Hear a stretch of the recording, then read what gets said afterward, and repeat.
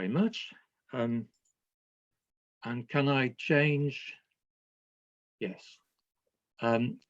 So I'm asking the question, can we measure the degree of glacial modification of mountains or distinguish glacial mountains, glaciated mountains, by using general geomorphometry? And this is a very broad scale approach to a whole landscape, analyzing it mountain range by mountain range, as if it just did.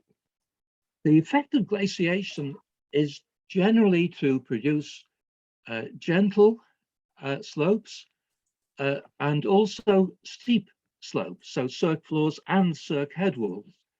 And because of that, mean and median slope gradient is not that informative in terms of glaciation. Instead, it's necessary to plot frequency distributions of slope gradient at different altitudes. So if we can't manage just with hypsometry or clinometry, we have to put them together and take what we call hypsoclinometry, plotting slope gradient frequency distributions against altitude. And what may be interesting to geomorphometrists is that we are now using information from specific geomorphometry of cirques to interpret the results from general geomorphometry. The specific hypotheses we have are we expect more cirque floor gradients less than 20 degrees at the appropriate altitudes, and we expect more gradients steeper than 35 degrees above the cirque floors from the cirque headwalls. We also expect higher variability of gradients measured by standard deviation or interquartile range, where we have at the same altitude headwalls and floors occurring together. We've talked about this 3 years ago in Romania, and so today I will just talk about British Columbia using the detailed Tandem X so-called 12.5 meter data, 0.4 arcsecond data from the first round in 2009. Now the study area here on the dry side of the coast mountains, upstream from Lillooet, which is the village that we've named our home in Britain after. If you go down the Fraser from Lillooet, the next place you get to is Lytton, which you may have heard of because it broke the Canadian heat record a few months ago, and the next day it burned down in a terrible forest fire. So we're talking here about the Bendor Range on this side of the Bridge River and the Shulaps Range on that side of the Bridge River. Starting with the cirque data we are using, we have distributions for the lowest altitudes of cirques and for the maximum floor altitudes of cirques. And from these, we can say that cirque floors are mainly between 1,800 and 2,400 meters altitude. We use slightly different numbers, the 5 and the 95 percentiles of lowest altitude, and also the 95% of the maximum floor altitude per cirque. Those three lines on the later diagrams give us an idea of what altitudes we expect cirques to have an effect. Headwalls, of course, start from the lowest floor altitude and go right up to the maximum crest altitudes, which you see in the bottom histogram here. The slope distribution for the Bendor Range is quite peaked at 35 degrees, although that's not terribly informative. It's not diagnostic at all of glaciation. It could easily be a fluvial range. If we look at the altitude distribution, the hypsometry, we do here see a maximum at cirque floor altitudes. And that has quite widely been interpreted in the last decade as diagnostic of a glacial effect on the mountains, and it's been used in support of the glacial buzzsaw hypothesis. Starting from the bottom graph here, which just repeats the previous one, the altitude distribution. We see this peak at cirque floor altitudes, and we see increasing numbers of steep slopes for cirque head walls, starting about the middle range of cirque floors and increasing on upwards. By the way, the right-hand side here, you should pretty well ignore because it's based on very small numbers of measurements. We would like to see a peak of low gradient slopes for cirque floors in this cirque floor area, which we don't really, although if you say that the proportion is declining upwards, then there's a bit of a bump, a bit of a deviation from that upward decline. If we look at the steep and the very steep slopes, we see this concentration at cirque and higher altitudes. And if we look at the very steepest, over 65-degree slopes, we see an even stronger peak towards the top end of cirque floor altitude. So the top left-hand histogram just summarizes those steep slopes. If we look at the bottom histogram for gentle slopes, we see a peak at cirque floor altitudes. That's a peak of absolute numbers of gentle gradients. It doesn't produce a peak of percentages because there are so many intermediate slopes also at that altitude range. To look at the percentiles, again, the very strong message is that they're displaced upwards towards higher gradients at high altitudes, everywhere above 2100 meters. So a very clear glacial signal. Summarizing that signal for the Bandor range, we see here that head walls show very clearly in the greater percentage above 45 degrees above an altitude of 2080 meters. The cirque floors show up rather more weakly in less than 20-degree percentages, and a little bit more perhaps in the interquartile range and in the standard deviation, but rather a weaker signal for the cirque floors. To move a bit more quickly through the Shulap's range before I run out of time, and please tell me if I do need to run to the concluding two slides.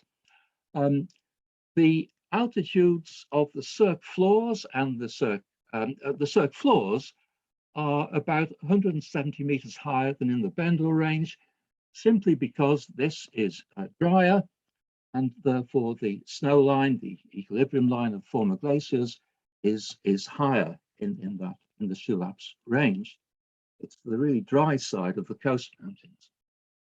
The slope distribution, top left, is very broad. Again, that's not terribly informative. The hypsometry, the altitude frequency distribution, is even less useful because the maximum is actually below cirque floors, so that's not really supporting the hypothesis of a glacial imprint on these mountains.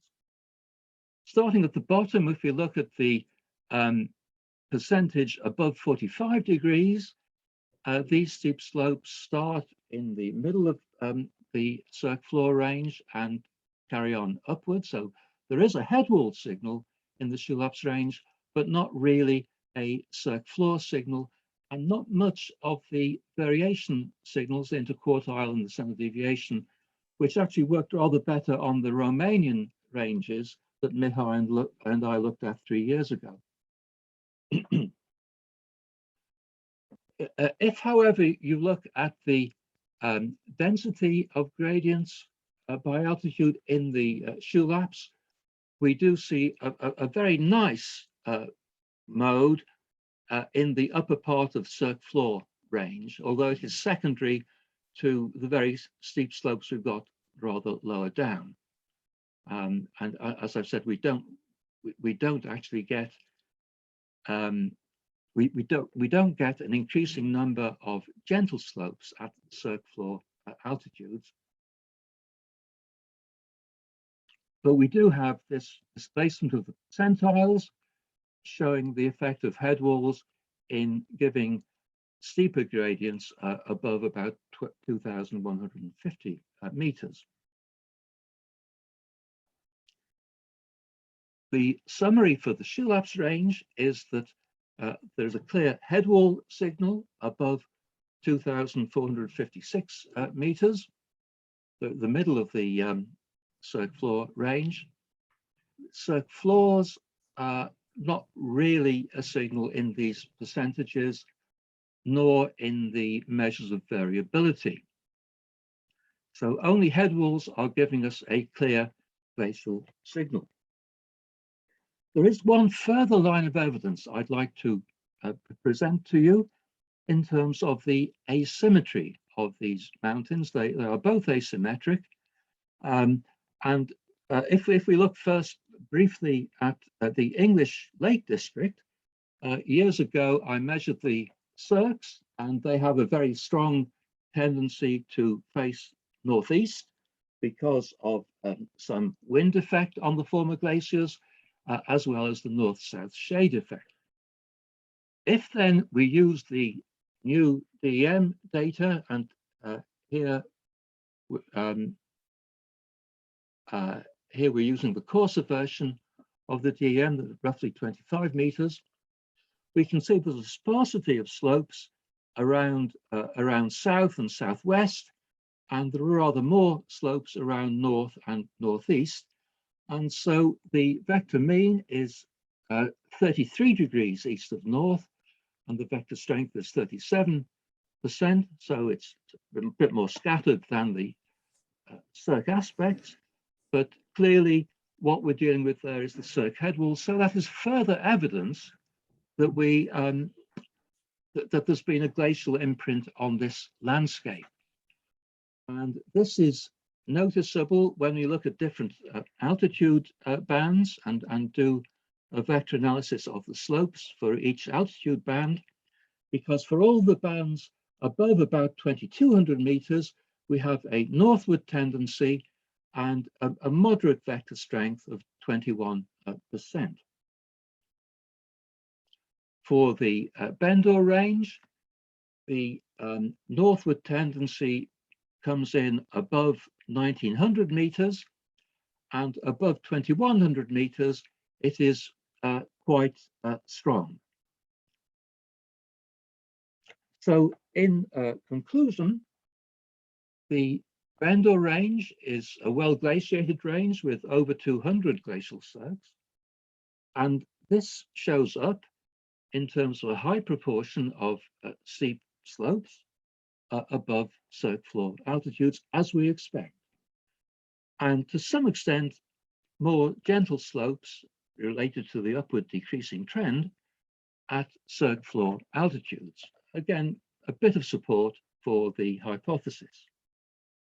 The steep and especially steepest slopes are concentrated at cirque altitudes, and they increase the mean and the median slope, and especially above cirque floors, they increase the standard deviation and the interquartile range, the variability of the slope. The hypsometric maximum is also at cirque floor altitudes, whereas,